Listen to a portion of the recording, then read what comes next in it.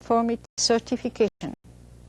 Furthermore, in many cases, compliance with regulations related to safety, health, or environmental impact of a product are not left to the manufacturer's own assessment. Conformity assessment is the comparison of a product to a standard.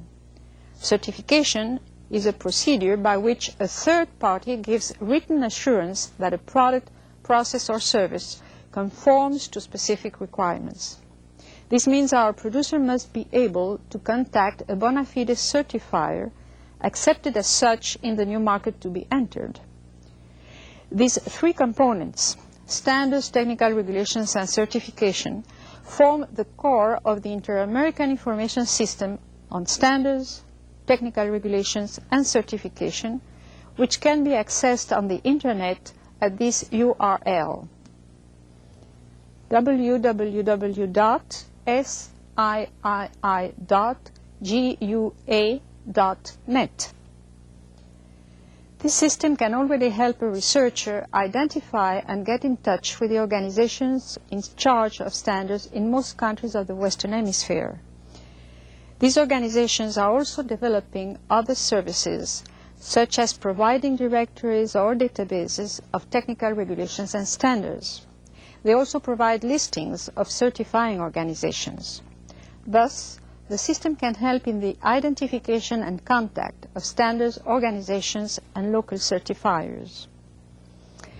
We left our producer in search of a globally recognized certifier. Now we move on to the accreditation process. Accreditation is a procedure by which an independent party evaluates and formally acknowledges the competence of a first-level conformity assessment body, such as a testing laboratory, a product certifier, or a quality system registrar. The Inter-American Accreditation Cooperation, or IAAC, is a group of accreditation, certification and inspection bodies, testing and calibration laboratories, and other interested parties in the American region, which form a system of conformity assessment organizations. The aim of IAAC is to promote international acceptance of accreditations granted by member bodies based on the equivalence of operation of their accreditation system and their respective programs within the international accreditation framework.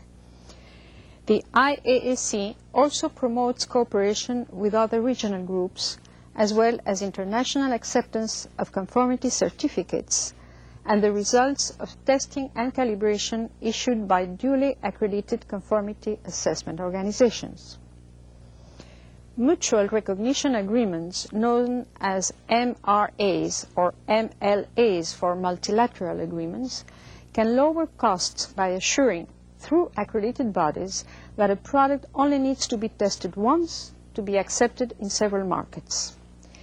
The IAAC and the OAS have been promoting the Inter-American Information System on Accreditation, which can be seen at this URL: www.ibpinetsp.com.br/IAAC.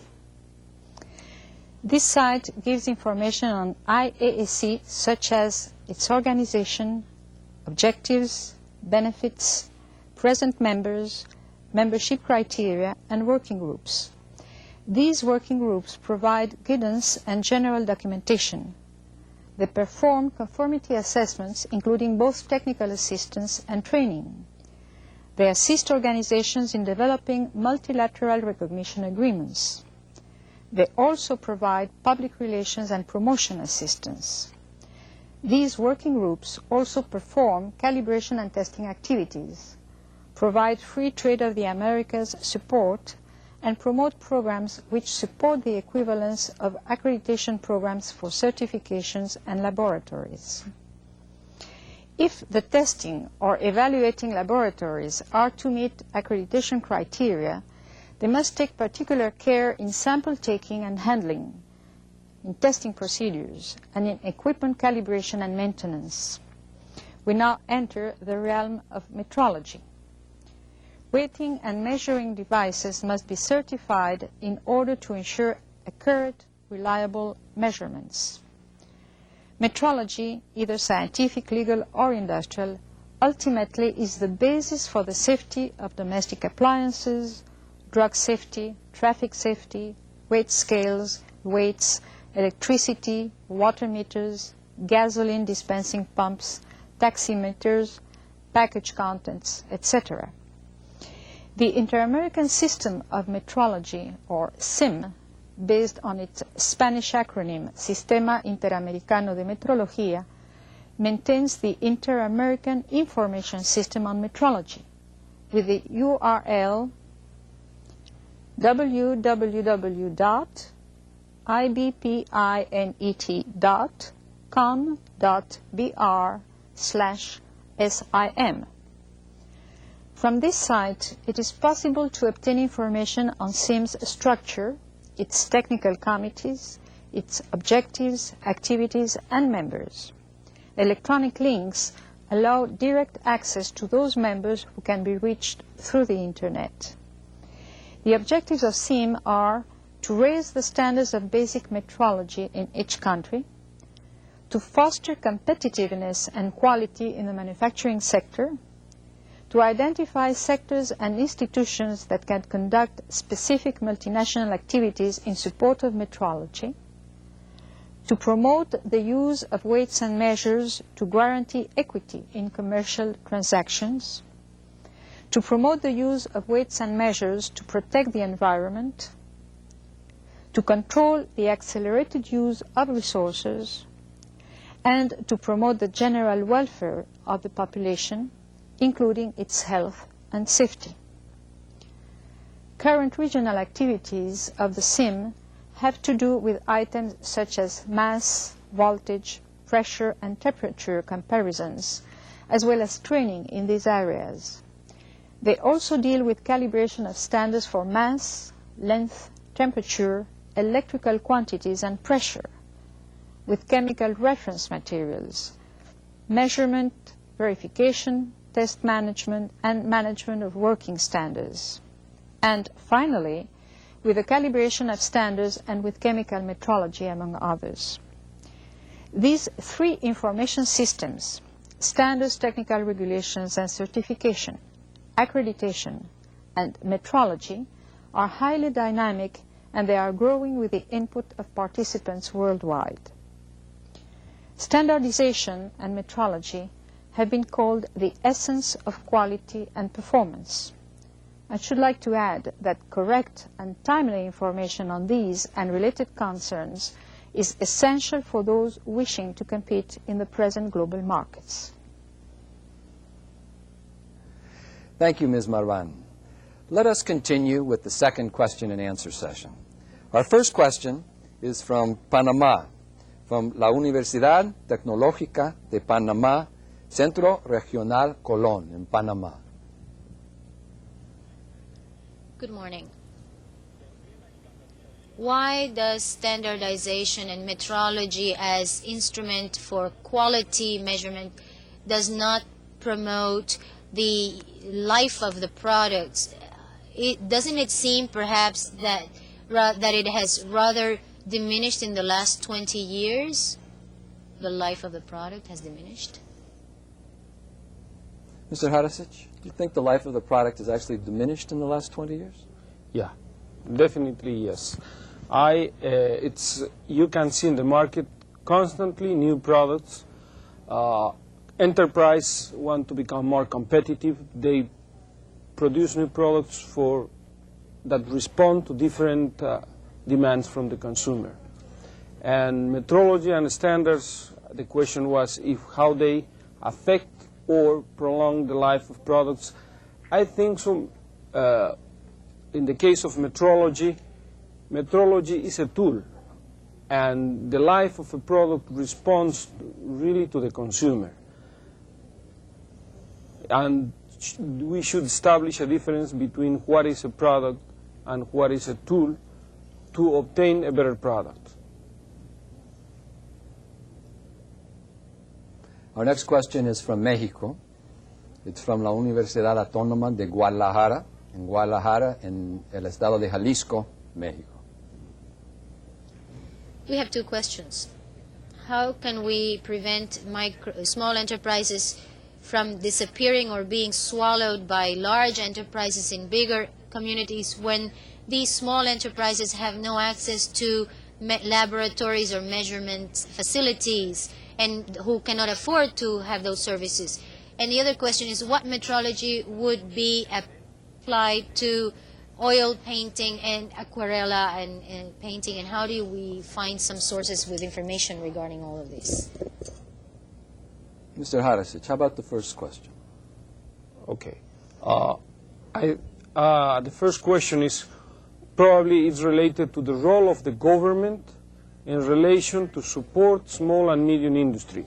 The infrastructure, the metrological infrastructure, it's very, very, very expensive, and sometimes countries cannot afford to have a complete set of labs that requires as a support, to facilitate industry to produce with high quality standards.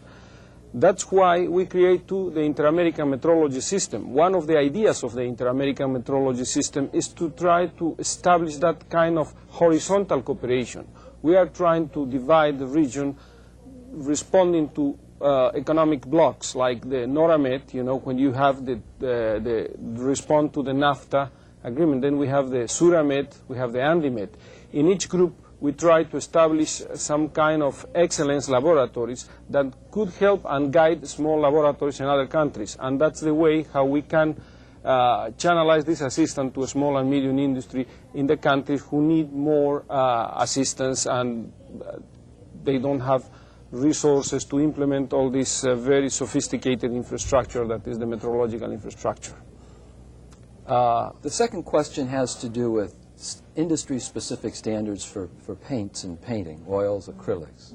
Ms. Marbán, do you have a comment on that?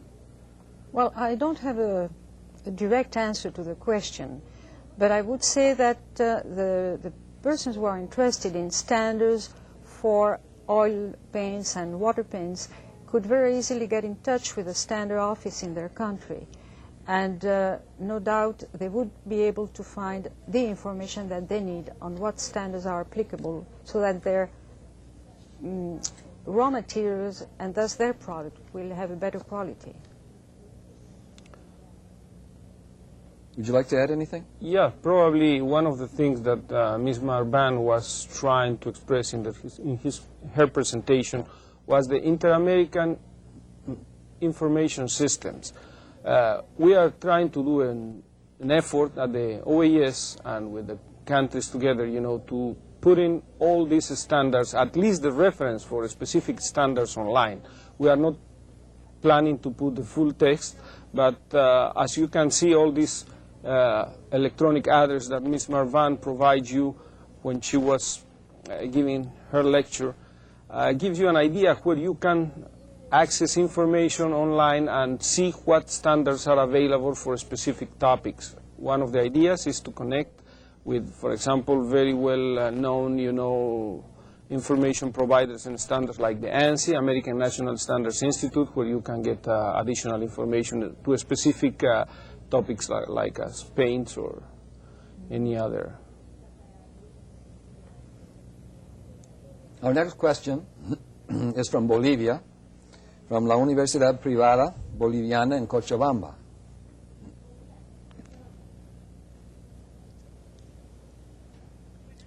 Good afternoon. I'd like to ask you, how do you reconcile the apparent conflict between standardization and flexibility that the changing processes require? This is when I'm saying changing processes, I am referring the changes in production lines, because responding to innovation and in products and services, and the market changes which are determined by a greater demand by the customer. Mr. Harasic. That's a difficult question to answer. There's probably any specific response to that question, really. What I can really answer to that is, standards are like Ms. Villalón said before, are voluntary and are a product of various groups that work together to elaborate a standard. For example, the government is involved, enterprise are involved, and the consumer. Then you can see about the flexibility and the different changes that the consumer is trying to put the demand for a specific product. The consumer, the role of the consumer in the elaboration of the standard probably will answer your question, and how the enterprise respond to the needs of the market.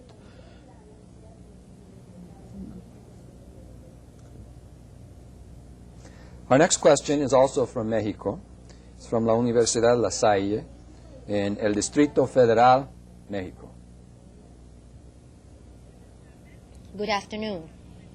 I am Guadalupe Tapia from the University, La Salle University. My question is the following.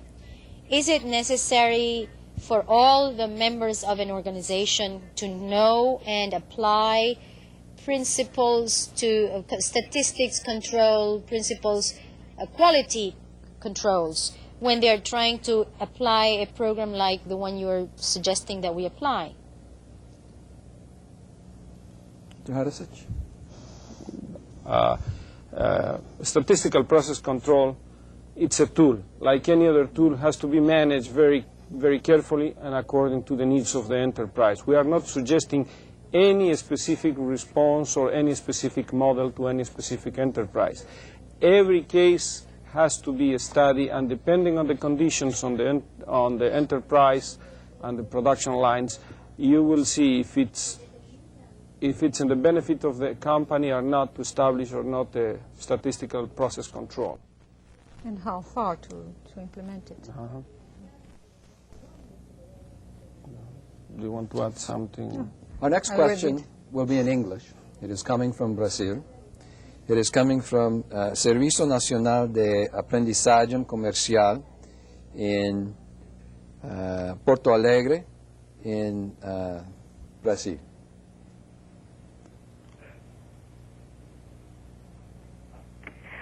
Our question is, until what point can the word standardization in the productive process harm the small companies, considering the potential of the big organizations? Ms. Marbán, do you want to try that? How are we going to protect the small company against the big company with all the standardization? Well, I don't think it's a matter of having standardization protecting or not protecting the small companies. I think that small companies who standardize their products have more chances, more probabilities of being able to sell their products in a global market, which is what it's all about right now. If their products are very specific and do not comply with standards, all types of standards, their market is not going to expand, and then they may be in danger of disappearing. So it is in their best interest to try to standardize as far as the market demands, at least. I don't know if you want to add something to that. No, I think so. The only thing you can add is that sometimes a multinational firm has different suppliers, and could be a small company, a supplier from a multinational one. And that is very important for the company, to the small company who supplies a big manufacturing firm, to follow specific standards in order that there could be some compatibility of parts and could be interchangeable in the production lines. Thank you. Our next question is from la Argentina. It's from el Instituto Universidad Empresa, Universidad Blas Pascal, en la provincia de Córdoba, en Argentina. Good afternoon. It is a pleasure to ask this question, which is within the framework of privatization of public utilities in general in Latin America. Does metrology include determining indexes to measure and control quality of services offered to consumers For example, telephone, electricity, and water companies? That's all. Yes, I would like to answer that. Probably I think so the role of a national metrology lab, it's really fundamental, especially when you are privatizing a lot of companies like telecommunication. Let's say when you receive your telephone bill and you have been charged for such an amount of minutes, somebody has to tell, you know, if these equipments that control are correctly calibrated and they are specifying the correct time and the measurements of time. Okay, then there are labs in every national laboratory that deal with time and frequency, and those are the ones in charge to respond in the area of telecommunication. Then the hour that you have in a country is very important. Then the electrical measurement that goes in your specific house. Who calibrates that devices, okay? And everything in the process of privatization every day is more important, the area of legal metrology, and the government has a role there.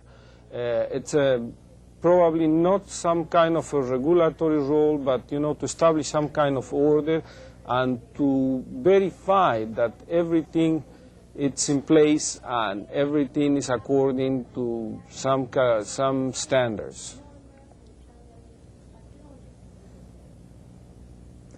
Our next question is from Mexico. It's from la Comisión Federal de Electricidad, la zona de distribución, División Sureste, in the city of Oaxaca, in the state of Oaxaca in Mexico.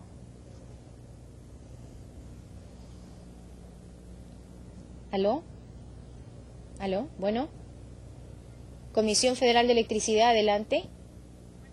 Good morning. Bueno. If quality is culture, how can we standardize the offering of a service by the government if in a country like Mexico we have several customs and cultures? Ms. Marbán, would you like to talk about the differences of culture within a country? No, perhaps the only thing I would like to say is that we must not believe that standardization is uniformization.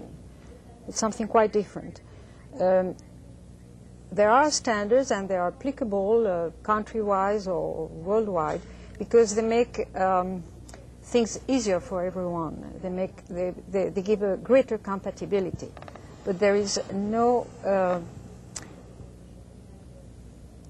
wish to uniform everything.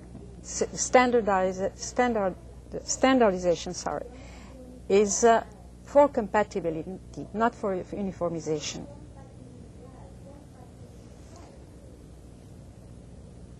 Our next question is also from Mexico, from the city of Chetumal in the state of Quintana Roo, from el Instituto Tecnológico de Chetumal. Currently, we are seeing a mega project in the Mexican Caribbean. It's an ecological tourism project. What would be the most important aspects to take into account here within the ecological concerns? How can we conform to the environmental standards? Dr. Harasic, we have limited time. Could you give us a quick answer? Yes, it's very difficult to answer, you know, to a specific situation. I would like to have more background about the situation in Chetumal, if I'm correct. But I will refer to the bibliography in the booklet. There is something related to health and environmental standards, like how to treat water, pollution, and Thank you for that answer. Let me suggest the following. Let me suggest that with the specifics of that question, perhaps it can be sent to via fax to the International Training Center, and we'll give a more specific answer. Thank you very much for your questions, but we've run out of time. Thank you again to Dr. Malevski, to Ms. Villalón, to Mr. Harasic, to Ms. Marbán. We hope that you have enjoyed participating in this exciting video conference. The International Training Center will continue transmitting programs on topics crucial to improve our productivity and global competitiveness. We invite you to participate on April 2nd, 1998, in the third program of our 1998 series entitled The Impact of Generation X, Multiculturalism, Productivity, and Happiness in the workplace. For additional information on the International Training Center's programs for this year, please consult your participants' manual, where you will find the dates and specific topics for each program. Also, if you are interested in participating in other custom-designed training programs offered by the International Training Center, please contact us by letter, phone, fax, or email. On behalf of all of us who collaborate with the International Training Center, I thank you for your participation and interest in today's program. Thank you, and see you again soon.